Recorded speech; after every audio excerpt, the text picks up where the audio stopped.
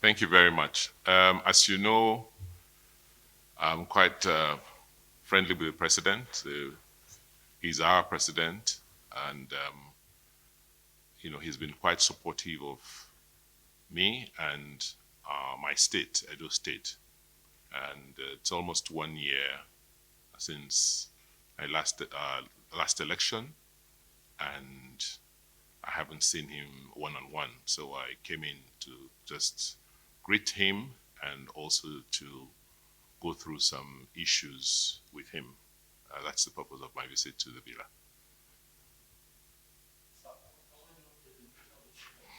villa. Principally, there were four issues I discussed with him.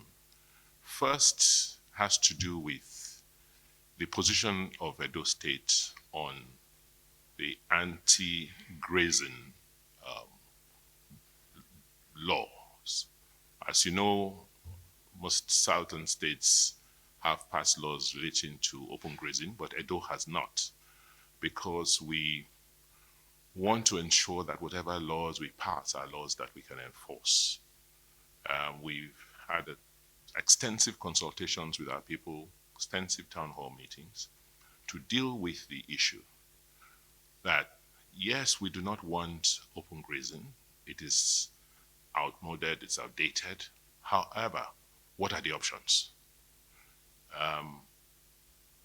If we are asking that we should now have ranches and these cattle should now be constrained to specific areas, such as ranches, then who provides the land? Our people say that as far as they're concerned, ranching is a private business, and therefore, just like every other agricultural venture, those involved should provide their land. As you already know, it is expensive, it is not cheap to run and manage ranches. So what I came to discuss with the president was that since the people of Edo would rather invest privately, those who are interested want to make it a private concern, then the National Livestock Transformation Program, which is now being implemented by the federal government, should acknowledge our model and should also be able to help Edo people benefit from the funding that is now being made available for people who want to go into the livestock business and make investments in ranches and other similar livestock programs. He, as usual, took notes, and I'm sure he's going to do something about it. The other issue was I came to thank the federal government, the president, for the efforts of the federal government in assisting our current efforts to return the Edo artifacts that are all over the world. As you may already know, there have been attempts over the last 30 years by various people and various governments to push for the return of these works. We took it as as a project about 3 years ago. For me, it was a personal project. Worked through with most of the major curators and museums in Europe, and we were able to come to this breakthrough, which we now have received from the Germans. So I want to thank the federal government for the support.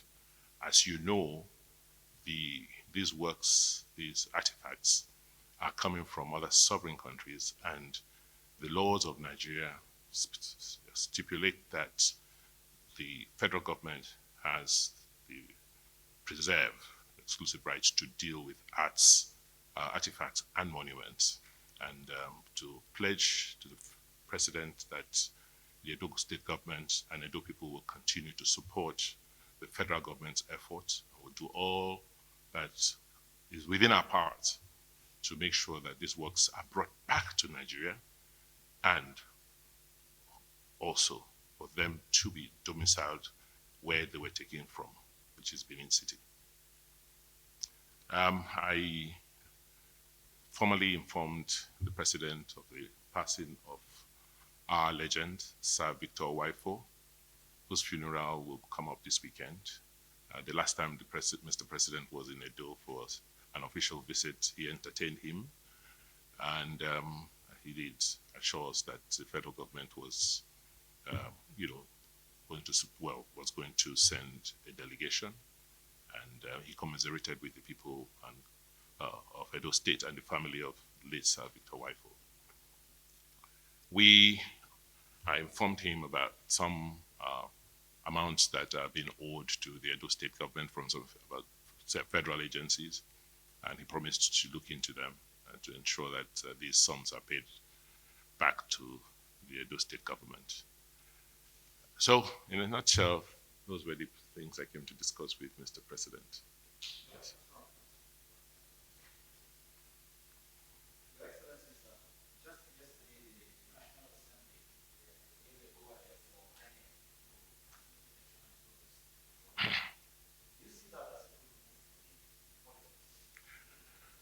Definitely.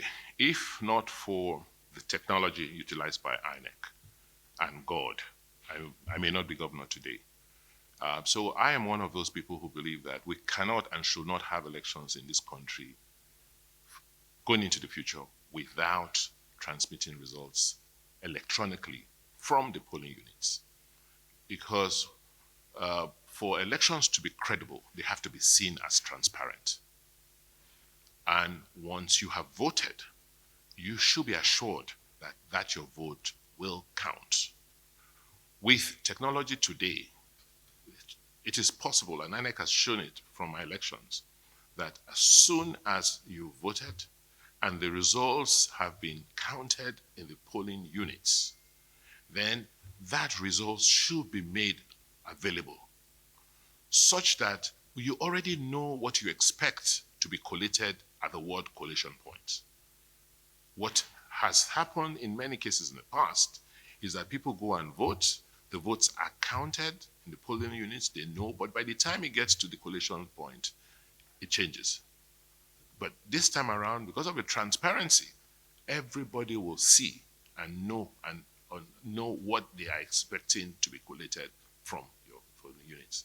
That is what happened in my election. So I am a very, very strong advocate for electronic transmission of results from elections. And I want to also note that from my personal experience, INEC has the capacity. INEC has, they have the technology and also the understanding of how this thing should work. So they should be encouraged to. And I hope and pray that the president will assent to that bill.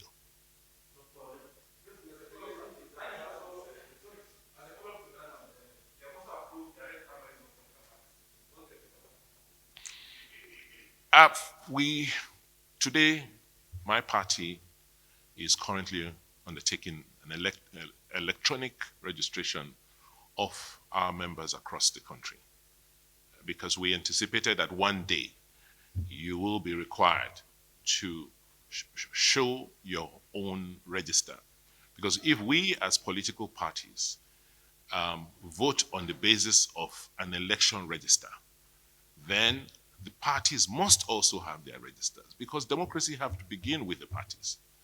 And it's only when you have very clear, open registers, then you can now have, whatever form of elections from, within the party. I would have thought that parties should have options, right? That parties should have options. If a party wants to reduce the costs of their own internal primaries by having a delegate system, just electing, having an electoral college and a delegate system, they should have the option to do so. But to just, lump everybody together and say, look, it's, the only way to go. I would have suggested that you should have options. However, the direct primaries process, properly supervised, is a very, very fundamental step in the evolution of our democratic system.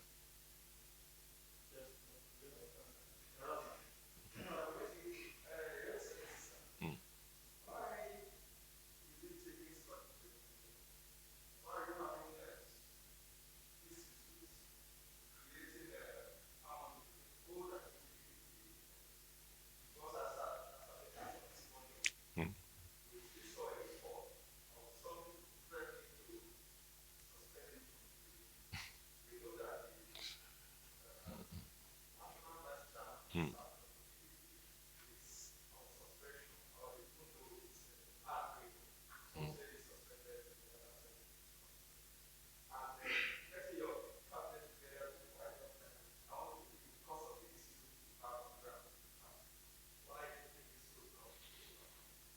Well, you have to understand that this is politics. My current party was in opposition for 12 years, and this is the first time the party is being, in this, in government, in hub of government, and so it will take a while for everybody to come together to have an understanding of the new role and the new position we occupy. It's only a natural and normal process in party politics. But I can assure you it's been sorted. Yes, we had a peculiar situation. So it's not just about me coming to join a new party. There were some internal crises even in the old party, which we're trying to heal. And we've made some significant progress. And I believe that it will be sorted out before our convention.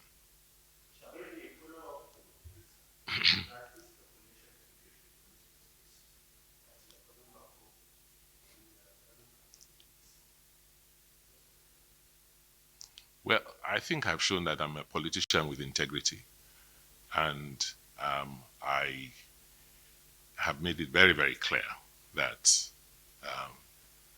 I didn't leave the other party on my own. I was pushed out of the party, and someone else gave me cover, gave me an opportunity. It will not be the right thing to do to now leave the person who helped you, who gave you the umbrella in your storm, and then go back to the person who pushed you out.